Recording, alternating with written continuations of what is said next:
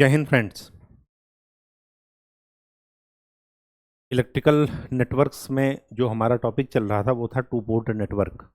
और two port network में हमने बेसिक चीज़ें सीख करके प्रैक्टिस प्रॉब्लम्स पर चल रहे थे और अलग अलग दिन हम अलग अलग पैरामीटर्स निकालना सीख रहे थे। अलग अलग दिन बताने का प्रैक्टिस करने का सिर्फ और सिर्फ एक ही कारण है कि ज़्यादा से ज़्यादा क्वेश्चंस आपको सॉल्व करने की प्रैक्टिस हो जाए, और कोई कारण नहीं है। केवल और केवल 15 मिनट का ये टॉपिक होता है, बस इससे ज़्यादा का नहीं होता। और बहुत ही स्कोरिंग है। अगर आपके ये क्वेश्चंस गलत होते हैं या आप नहीं कर पाते हैं एग्जाम में, तो समझ जाइएगा कि आप सिलेक्शन की दौड़ से बाहर हैं। ठीक है, तो आज का जो हमारा टॉपिक है वो है टी पैरामीटर्स।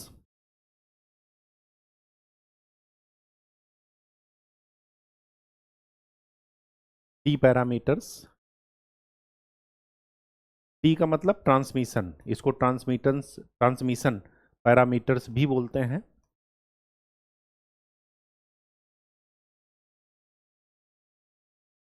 या इसी का दूसरा नाम है ABCD पैरामीटर्स।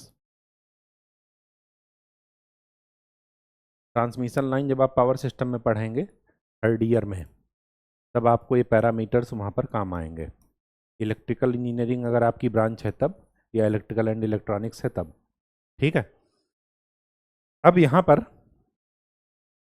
आपको ये ध्यान में रखना है कि टी पैरामीटर में क्या करते हैं, V1 और I1 को किसके टर्म में लिखते हैं, V2 और -I2। -I2 क्यों? क्योंकि अभी तक टू पोर्ट नेटवर्क में हमारा क्या था, ये टू पोर्ट नेटवर्क है।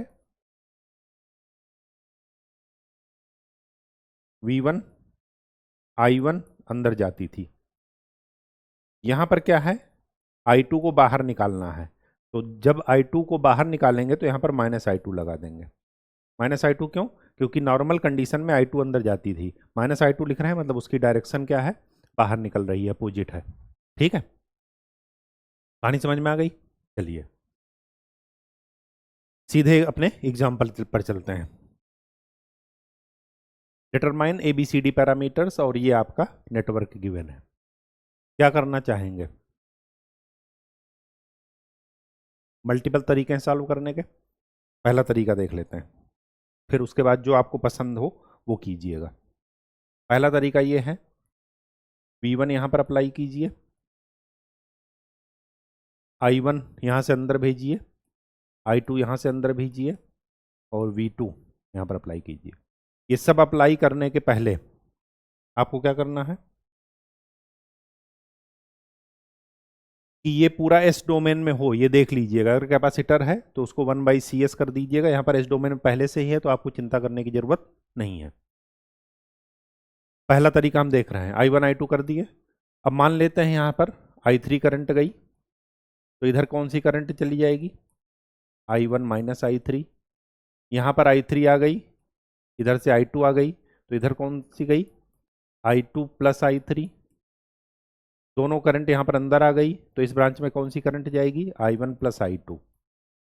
आपको 4 वेरिएबल वैसे भी चाहिए था, I1 I2 V1 V2। इसके अलावा जो भी वेरिएबल है उसको आपको हटाना है, तो आपको कम से कम 3 इक्वेशन चाहिए। ठीक है, तो पहली इक्वेशन लगाते हैं यहाँ पर लूप में, V1 = 1 × I1 - I3 plus 2/S I1 + I2। ये इक्वेशन फर्स्ट है, इसमें कोई दिक्कत नहीं होनी चाहिए क्योंकि नॉर्मल KVL है फर्स्ट लूप में। सेकंड लूप यहाँ से बनाते हैं, तो V2 = क्या लिखता हूँ, 1/2 I2 + I3 plus 2/S I1 + I2। कोई दिक्कत? कोई दिक्कत नहीं। तीसरी इक्वेशन कहाँ से बना लीजिएगा, इस लूप से बना लीजिए, क्योंकि 3 इक्वेशन आपको चाहिए ही चाहिए। यहाँ से स्टार्ट करते हैं, तो 0 - 2/S I3 minus 1/2 I2 + I3 -1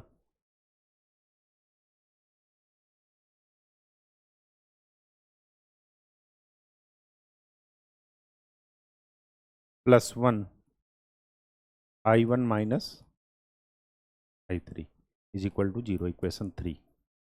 क्या करना है, थर्ड इक्वेशन से I3 की वैल्यू निकालिए in terms of I1 and I2, और ये I3 की वैल्यू बाकी दो में पुट कर दीजिए। पुट करने के बाद आपको V1 V2 के टर्म में मिलेंगे जेड पैरामीटर, फिर उसमें इक्वेशन का अरेंजमेंट कर दीजिए तो आपको टी पैरामीटर मिल जाएगा। ये पहला तरीका हुआ, ठीक है। कहीं कोई दिक्कत हो तो बताइएगा। सॉल्व आपको करना है, वो मैं आपको सॉल्व करने के नहीं बताऊंगा, क्योंकि किसी भी मेथड से आप जाएंगे आंसर आपका सेम आएगा। मैं एक तरीका आपको बता दूंगा कि अगर मुझे ये क्वेश्चन करना होता तो मैं कैसे करता, वो मैं आपको बता दूंगा, लेकिन मल्टीपल तरीके आपको करने हैं।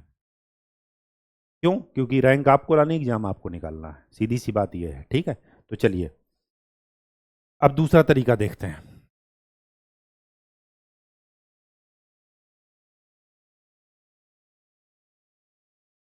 दूसरा तरीका यह है कि करंट का डिवीजन ना करके मैं क्या कर दूं, मैं लूप में करंट मान लेता हूं।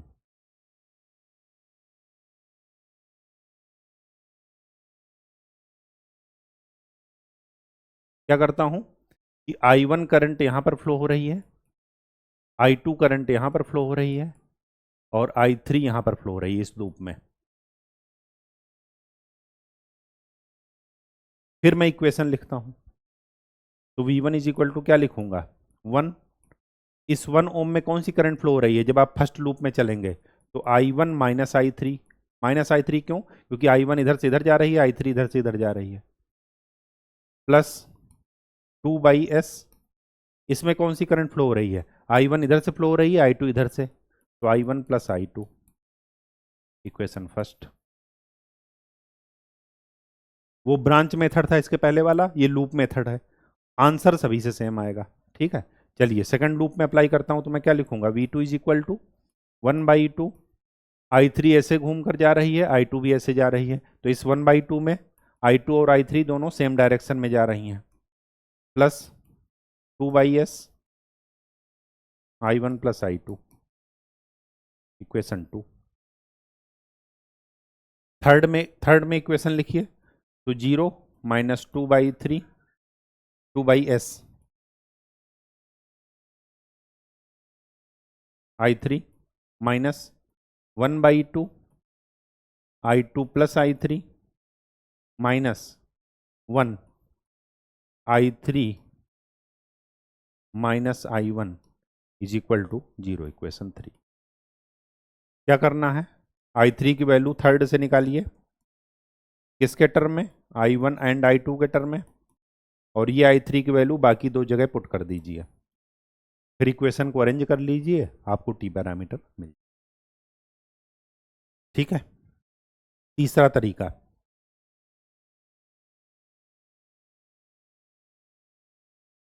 ये वही पिछले तरीके की तरह ही था, बस ब्रांच और लूप करंट इसमें इन्वॉल्व थी। बस ब्रांच करंट पहले मेथड में थी, इसमें लूप करंट थी।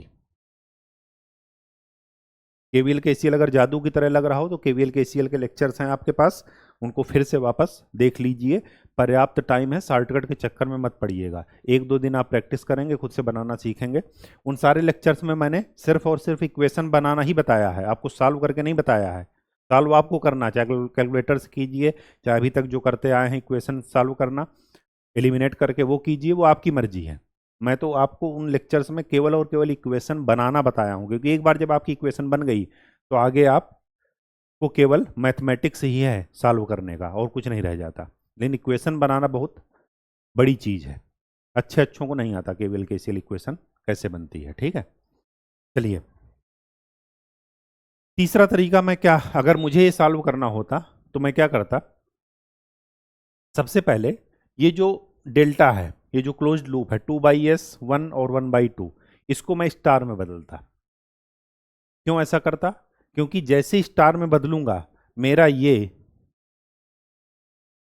नेटवर्क कुछ ऐसा नजर आएगा, ये है 2/s, और ऐसा करने पर मैं डायरेक्ट इसका जेड पैरामीटर लिखूंगा सबसे पहले। तो मुझे अगर ये वाली ब्रांच निकालनी है स्टार की, स्टार की ये वाली ब्रांच, ये एक, ये एक, ये। अगर मैं पहली ब्रांच निकालूं, 1 2 3 मान लूं, मैं पहली ब्रांच का रेजिस्टेंस निकालूं, तो पहली ब्रांच किससे जुड़ी है? 1 ओम से और 2/s से। तो इसका रेजिस्टेंस, इसका इम्पीडेंस कितना निकलेगा? 1 into 2/s divided by 1 plus 2/s plus 1/2। यही तो होगा ना। डेल्टा से स्टार ऐसे ही बदलते हैं, ठीक है। डेल्टा से स्टार बनाना आसान होता है, इस वजह से ऐसा कर रहे हैं। और दूसरा कारण ये भी है कि जब ये टी नेटवर्क में आ जाएगा तो हम क्या करेंगे, इसका डायरेक्ट जेड पैरामीटर लिख लेंगे। और जेड पैरामीटर निकालने के बाद मैंने आपको बताया था केवल और केवल इक्वेशन का अरेंजमेंट ही है जो करना होता है। किसी भी पैरामीटर में आप पहुंच सकते हैं। 4 दिन से यही चल रहा है, कुछ भी नया नहीं हो रहा है, ठीक है। तो इसकी वैल्यू क्या निकली? 2 divided by 2s plus 4 plus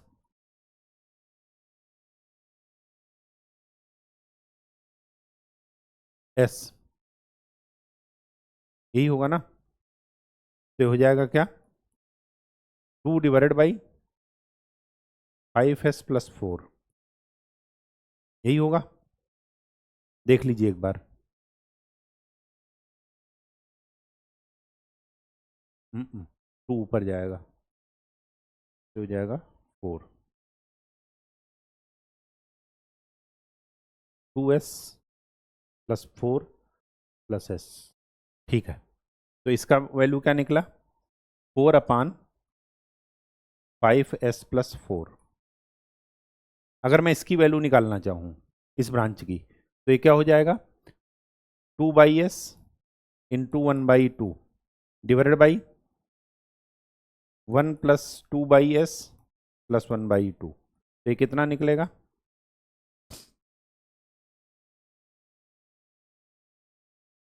2 divided by 5s plus 4। तो हो जाएगा 2 डिवाइडेड बाई 5s प्लस 4। कोई दिक्कत? कोई दिक्कत नहीं होनी चाहिए। अगर मैं इस ब्रांच का निकालना चाहूँ 2 का, तो मैं क्या लिखूंगा? इसका इम्पीडेंस कितना मिलेगा? 1 into 1/2 divided by 1 plus 2/s plus 1/2। तो ये कितना निकला? s/5s प्लस 5s नहीं 3s।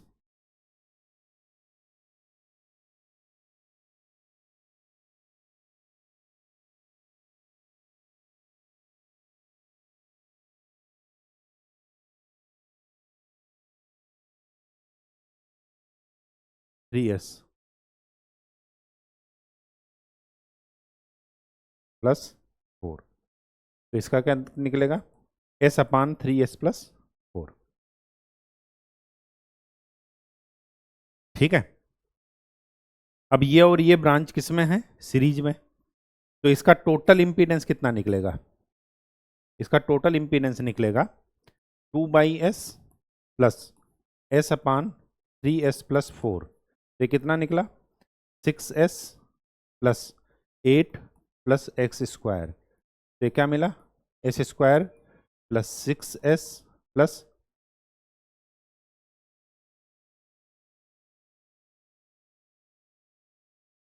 8 divided by s/3s plus 4। यही होगा, ठीक है।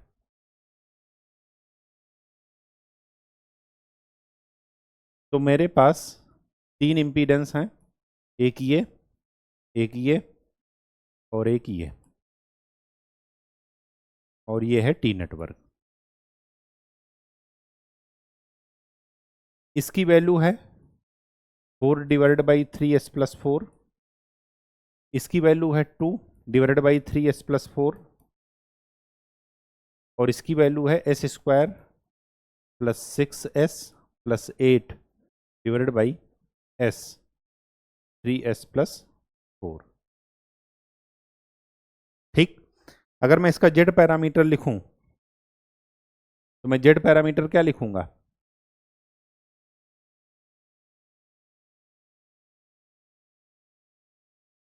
Z11 क्या हो जाएगा, ये और ये इनका सम,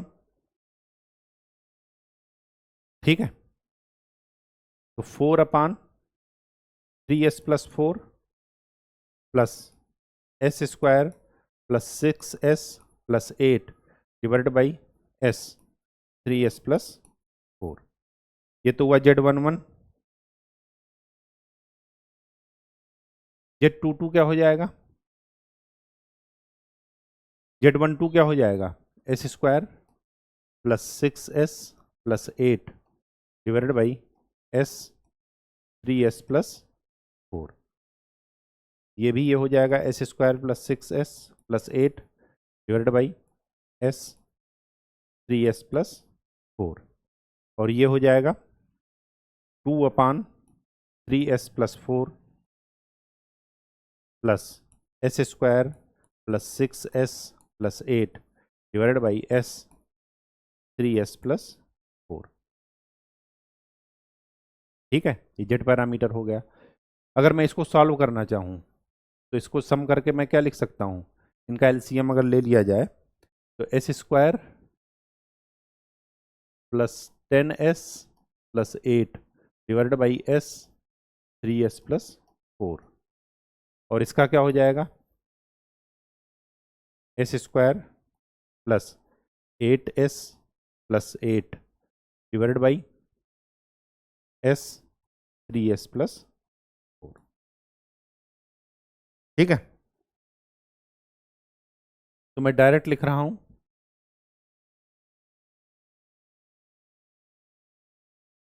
V1 में क्या लिखूंगा, V1 is equal to s² plus 10s+8 divided by s 3s+4 I1 plus s² प्लस 6s+8 divided by s 3s+4 I2। इसी तरह V2 क्या हो जाएगा, s² प्लस 6s+8 divided by s 3s+4 I1 plus s² plus 8s+8 divided by s 3s+4 I2। V1 V2 I1 I2 के term में आ गए। V1 V2 अगर I1 I2 के टर्म में आ गए तो अब हम देखते हैं कि ABCD पैरामीटर में करना क्या है। ABCD पैरामीटर में V1 I1 को किसके टर्म में लिखना है, V2 और माइनस I2। V1 को किसके टर्म में लिखना है, V2 और माइनस I2। I2 है ही है यहाँ पर, माइनस I2 नहीं है वो अलग बात है, I2 है और V2 लाना है। तो क्या कीजिए, यहां से पहले I1 की वैल्यू निकालिए सेकंड इक्वेशन से। तो यहां से I1 की वैल्यू अगर मैं निकालना चाहूं तो I1 क्या हो जाएगा,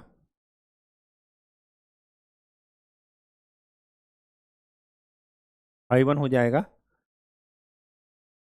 s 3s+4 divided by s² प्लस 6s+8 V2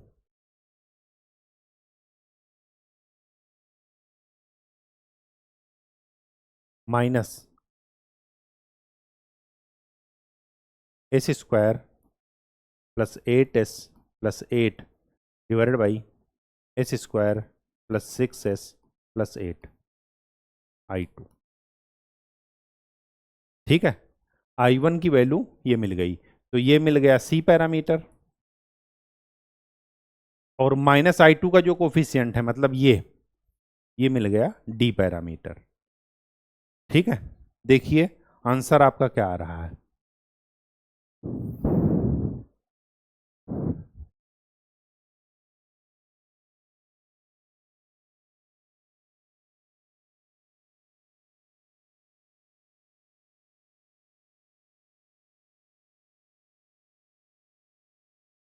आंसर तो आपका गड़बड़ आ रहा है, C और D। क्या कहीं सॉल्व करने में गड़बड़ है,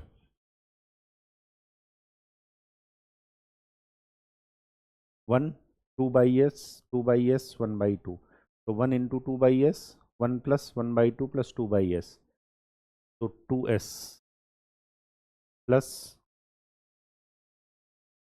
4 प्लस एस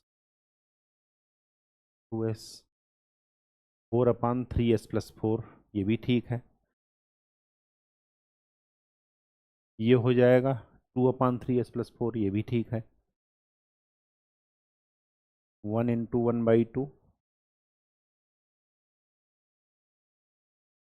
ये हो जाएगा s/3s प्लस 4, ये भी ठीक है। s/3s प्लस 4 और डिवाइडेड बाई प्लस 2/s, तो ये कितना हो जाएगा 6s प्लस 8 प्लस x² ये भी ठीक है। तो 4s² प्लस 6s प्लस 8, बाकी सब तो ठीक है। एक बार ज़रा क्वेश्चन चेक कर लेते हैं कि क्वेश्चन यही है कि या नहीं।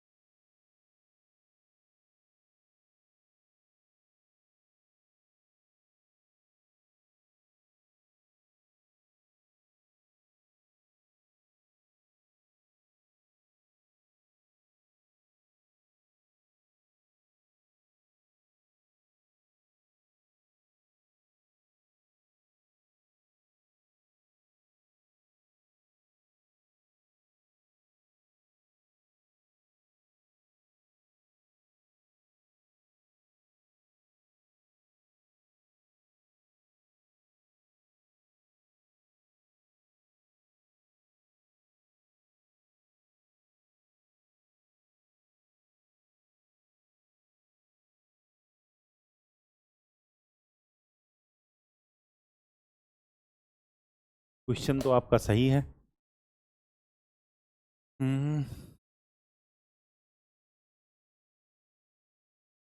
I1 = V2 3s² plus 4s। C मिला आपका s3s प्लस 4, और आपका आंसर में क्या आ रहा है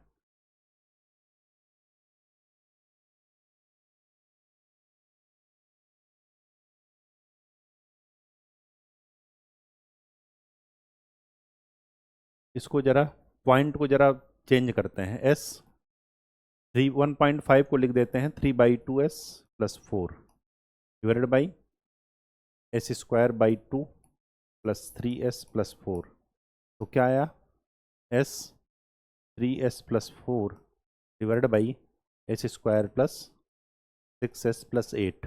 देखिए क्या यही है C, शायद यही है s3s प्लस 4। ये देखिए s3s plus 4 s² plus 6s plus 8, इसका मतलब कि आंसर आपका सही है। ठीक है, केवल पॉइंट की वजह से कंफ्यूजन था, पॉइंट की वजह उसमें आंसर लिखा है। और डी जरा देख लेते हैं, डी क्या है। डी है आपका -2s divided by s² plus 8s plus 8, तो डी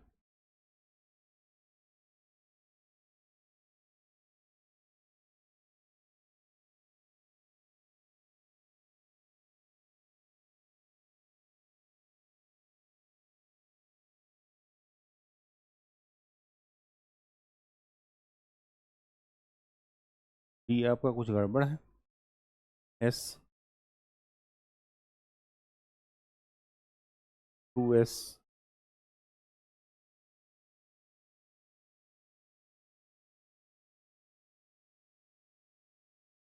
डी तो सही है, फिर ये डी में आंसर क्यों गड़बड़ आ रहा है। -2s divided by s² plus 8s plus 8,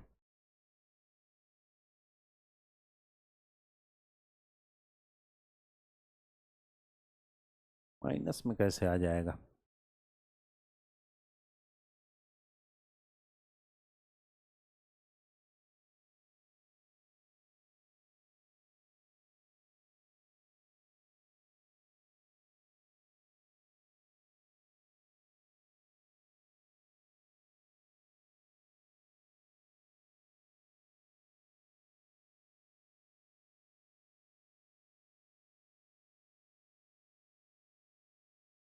I1 V2 और माइनस I2 के टर्म में तो है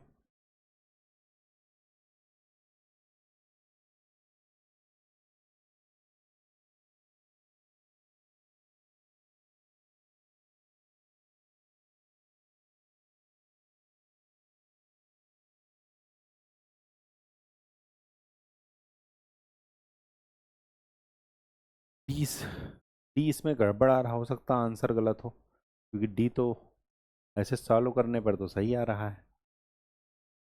I1 ये हो गया।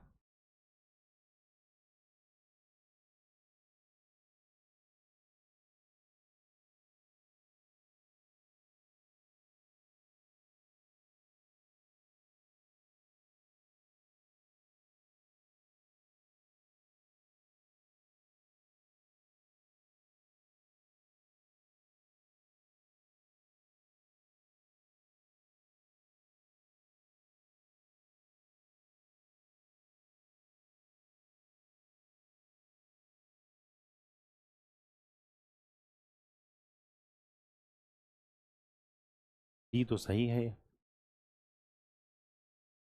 चलिए I1 की वैल्यू निकल गई। I1 की ये वाली वैल्यू फर्स्ट इक्वेशन में जाकर के पुट कर दीजिए।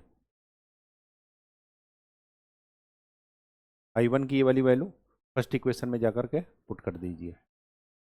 तो V1 क्या मिला?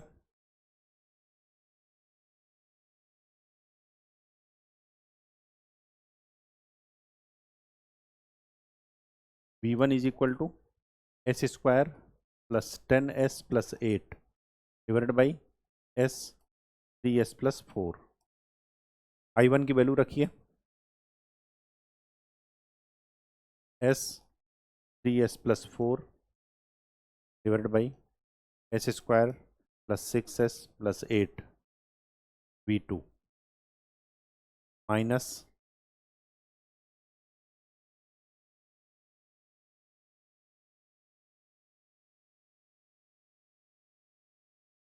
Minus s square plus 8s plus 8 divided by s square plus 6s plus 8 I2। ये तो हुई I1 की value plus s square plus 6s plus 8 divided by s 3s plus 4 I2। ये वाला I2 पहले से ही लिखा है। ठीक है, चलिए इसको अंदर ले जाइए। इसको अंदर ले जाएंगे तो V1 इज इक्वल टू क्या मिलेगा? ये और ये कैंसिल, तो S square plus 10s plus 8 divided by s square plus 6s plus 8 V2। ठीक है, फिर प्लस माइनस I2 कॉमन ले लीजिए तो क्या बचा? S square plus 10s plus 8 divided by s 3s plus 4 into S square plus 8s plus 8 divided by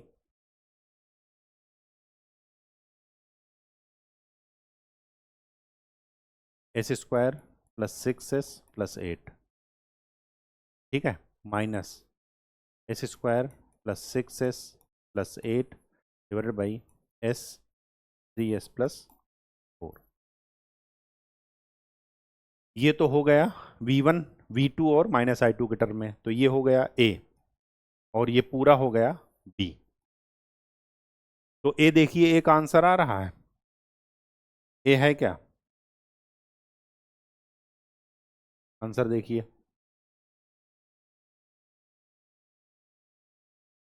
हाँ, इसको आप 0.5 को 1/2 लिख दीजिए तो S square by 2 plus 5s plus 4 divided by s square by 2 plus 3s plus 4। तो क्या आया? S square plus 10s plus 8 divided by s square plus 6s plus 8। ये तो आपका ए मैच कर रहा है। ठीक है, अब रही बात बी की। बी जरा देखते हैं।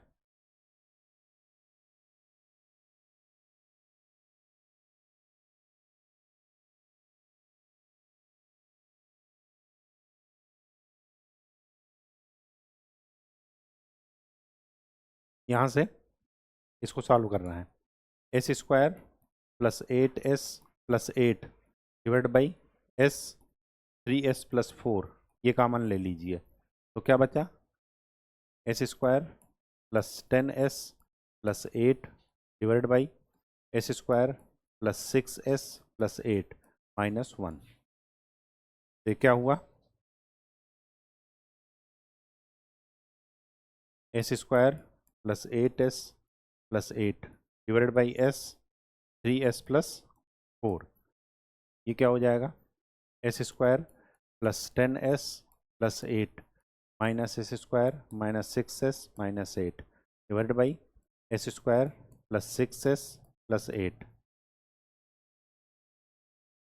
ये कैंसिल, 10 माइनस 6 4s, तो ये कितना हुआ? S square plus 8s plus 8 divide by s 3s plus 4 into S square plus 6s plus 8 into 4s, S से एस कैंसिल। और कुछ कैंसिल होगा? नहीं होगा, तो ये आपका बी निकला। अब इस क्वेश्चन का कैलकुलेशन फिर से चेक कीजिए, क्यों? क्योंकि बी और डी आपके आंसर से मैच नहीं कर रहा है। इसको मैंने सॉल्व नहीं किया था, तो इस वजह से मैं ये नहीं कह रहा हूँ कि ये आंसर टेस्टेड है। ठीक है, यहीं पर डायरेक्ट सॉल्व कर रहा हूँ, तो हो सकता है कैलकुलेशन मिस्टेक कुछ हो, तो एक बार जरा सॉल्व करके देखिएगा। ए और सी तो आपके मैच कर रहे हैं, बी और डी जरा देखिएगा सॉल्व करके। अगर यही आता है तो इसका मतलब आंसर ही गलत होगा। ठीक है, नेक्स्ट क्वेश्चन चलते हैं। ये है आपका 2 पोर्ट नेटवर्क, और इसमें आपको वाई पैरामीटर निकालना था। वाई पैरामीटर निकालिए या ABCD निकालिए, कुछ भी निकालिए, वाई का आंसर दिया है। मैं आपको सारे पैरामीटर निकाल करके दिखाई दे रहा हूँ। क्या करूँगा?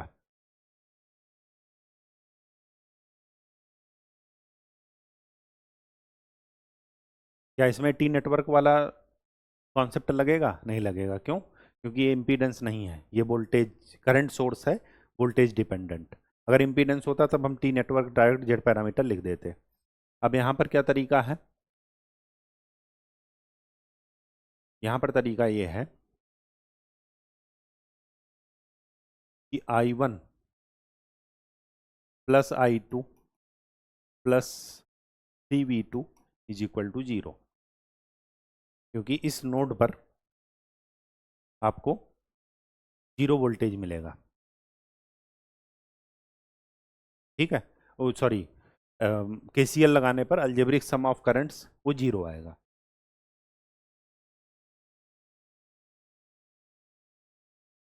और क्या इसमें KVL लगाया जा सकता है?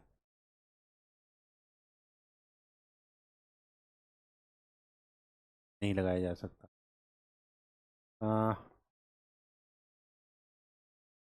हाँ, ये भी यहाँ से ही नज़र आएगा कि I2 इज इक्वल टू क्या हो जाएगा? Minus I1 plus 3V2। ठीक है,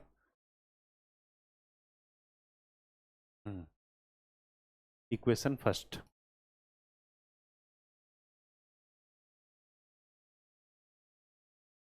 V2 इज इक्वल टू क्या लिखूं? 2I2 प्लस V1, यही तो लिखूंगा ना। तो I2 इज इक्वल टू क्या मिला? Minus V1/2 plus V2/2। I1 की वैल्यू निकालिए, I2 की वैल्यू यहाँ पर पुट कर दीजिए। तो I1 की इज इक्वल टू क्या मिलेगा?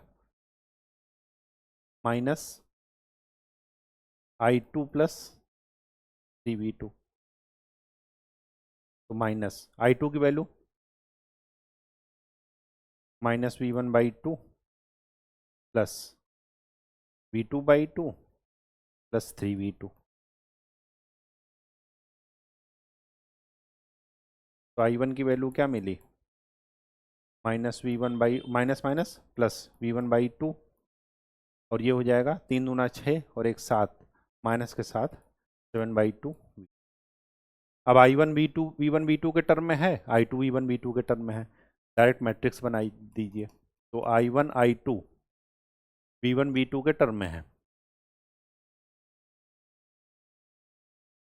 तो I1 I2 V1 V2 के टर्म में है, तो I1 की V1 V2 क्या हो जाएगा, यहाँ पर 1/2 माइनस 7/2, और I2 का -1/2 1/2।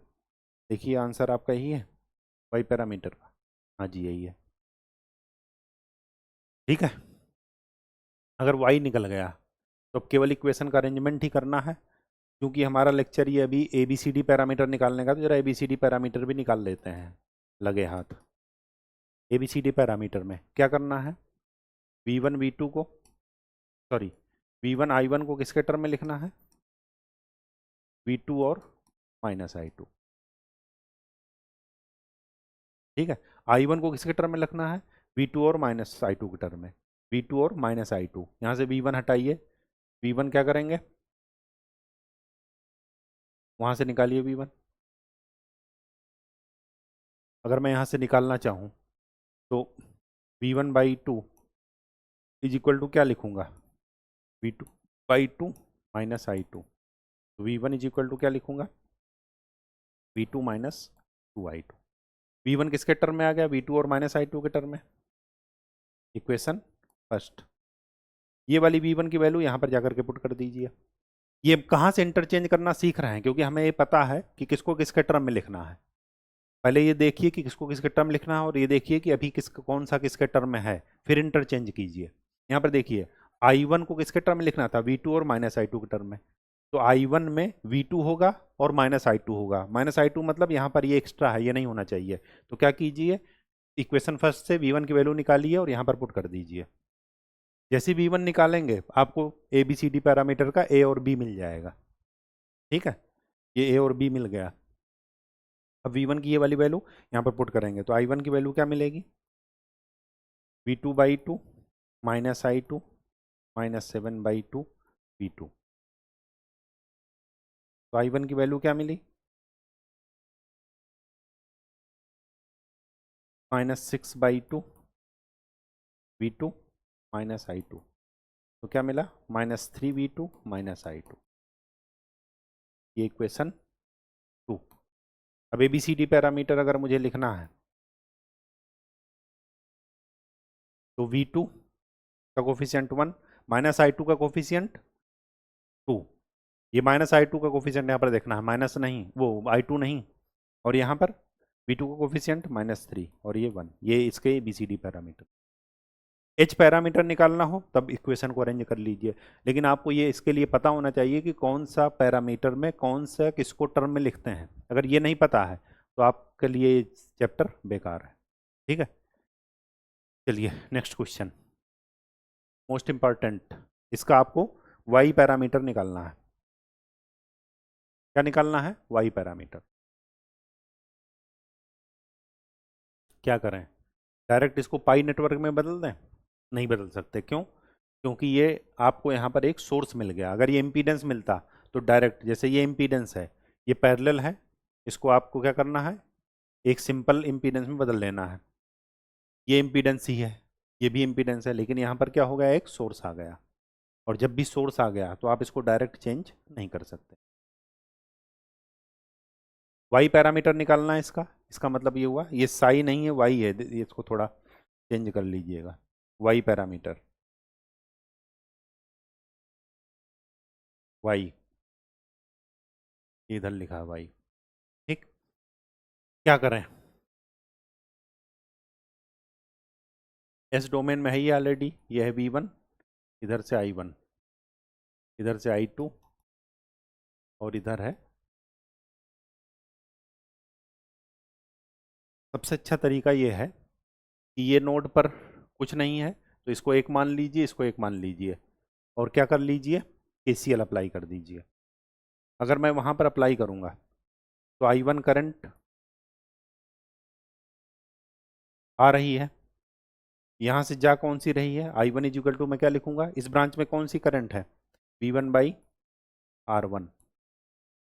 इस ब्रांच में कौन सी करंट है, V1 डिवाइडेड बाई उसका इम्पीडेंस, इम्पीडेंस क्या है 1/SC1।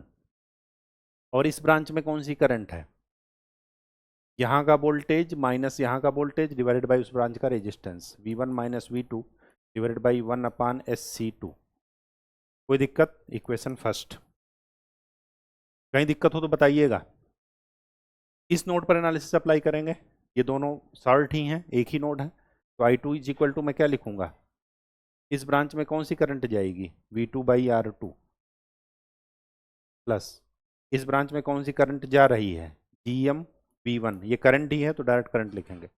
इस ब्रांच में कौन सी करंट जाएगी, this voltage minus this voltage divided by उस ब्रांच का रेजिस्टेंस। इक्वेशन I1 I2 को किसके टर्म में लिखना है, V1 V2 के टर्म में। अरेंज कर लीजिए, आपको आंसर यही मिल जाएगा। करके देखते हैं फर्स्ट वाला को। I1 is equal to V1 के सारे टर्म एक साथ लिखिए, 1/R1 plus SC1 plus SC2। V2 का टर्म माइनस SC2 V2। ठीक है, तो ये क्या हो गया Y11, ये क्या हो गया Y12। सेकंड वाले टर्म में देखिए I2 is equal to minus SC2 V1 plus